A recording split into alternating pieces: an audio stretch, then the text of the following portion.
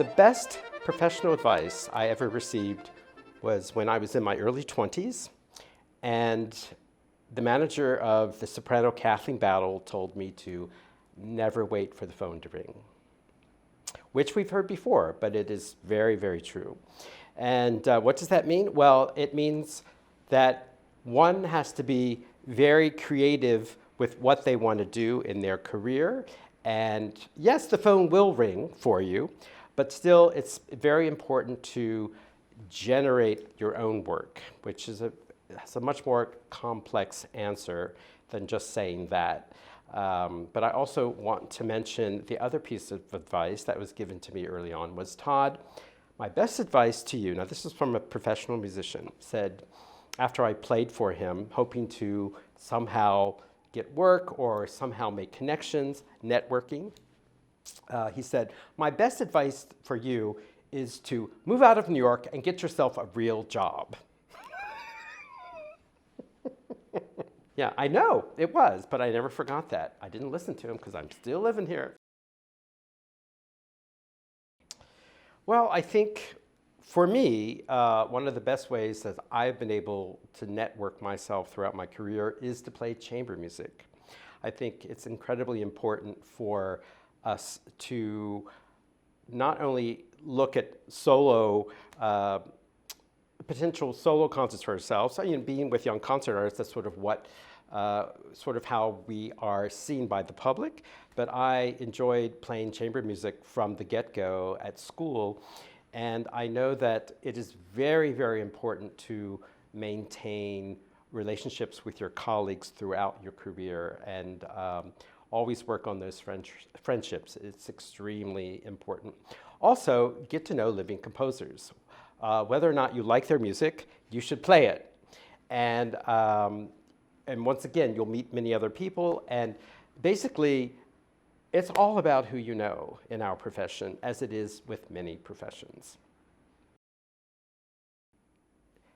So I want to speak about how important it is to be fully prepared when you're going into a new musical environment and people that you may not know, or an organization that you've not played with before, whether it be an orchestra or a chamber music festival. I have always been extremely conscientious about preparation. I've never been a quick study, first of all. So number one, learn your music. Number two, always be early. If it's an orchestral rehearsal, be there at least 1/2 hour before the downbeat of the conductor. Nowadays, there are many different ways to listen to music online, to prepare. If it's a new world premiere, that's something altogether different. You can always get a score from the composer, put cues in your part. This is extremely important. And you must always, throughout your career, you must do your homework at home.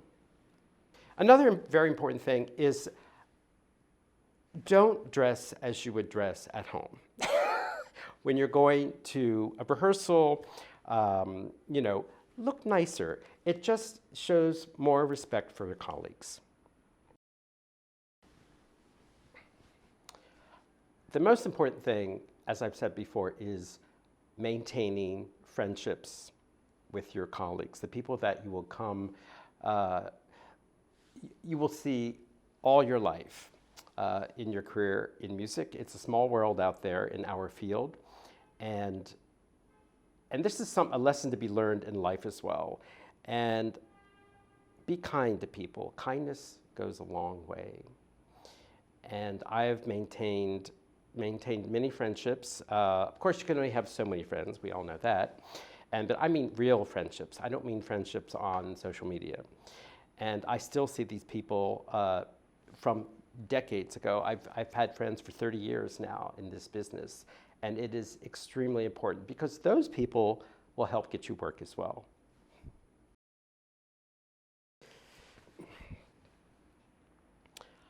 One of the hardest decisions we always have to make in our career is the work that we take on and the work that we say no to or just can't do.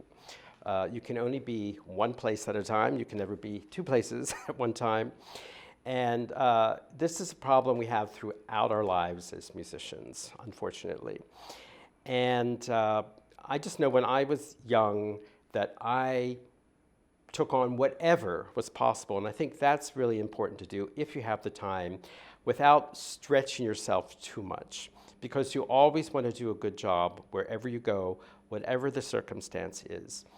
And I remember where I went to school at Manus College of Music, they had a bulletin board of all various, work for students, this and that, and I was like, sign me up for this, sign me up for that. I did this little competition, that little competition, whatever.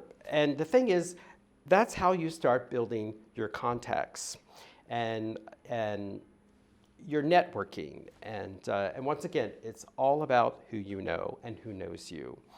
So yes, there are times where you take on work, and then a week later, you may get called to do something at the exact same time. This happens frequently in the summertime, where everything is very concentrated within 3 months of time. And it is frustrating, and then there are difficult questions you have to make, like, do you want to play this particular concert because you love the music, you love the people you're going to play with, it probably may not pay very well, and then you get an offer to do something else later on at the same time that pays infinitely better. So what do? It's a very hard thing to decide. And it's important not to burn too many bridges. Eventually, we all burn a bridge here and there. But then there's also the circumstance about building a bridge to begin with. And it happens to all of us where we may be asked to do something and we just can't for whatever reason, and that connection is lost from the get-go. And that just happens. And we just have to learn to live with that and have faith that other things will come along your way, and they usually do. We all have, the great paying jobs and then the less well paying jobs, but the ones that don't pay as well usually are the ones we love the most. And sometimes you do them to help out friends or causes, and these are very important things to always keep balanced in your performing career.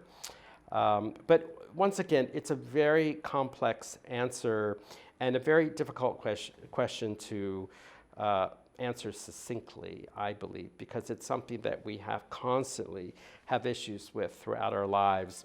And it's just the way the nature of the business is, unfortunately. But, just be thankful that you are getting asked.